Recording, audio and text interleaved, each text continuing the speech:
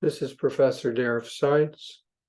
This video shows how to calculate probabilities for a chi-square distribution using Microsoft Excel. The input cells in blue, the value of x along the horizontal axis, and the degrees of freedom desired.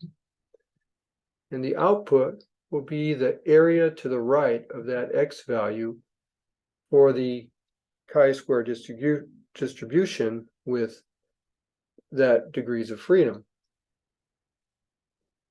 To calculate that probability, which is an area to the right, probability of being greater than x,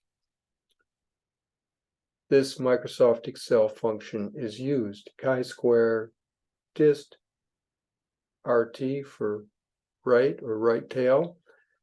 And the two parameters, B1 and B2, are the x value and the degrees of freedom.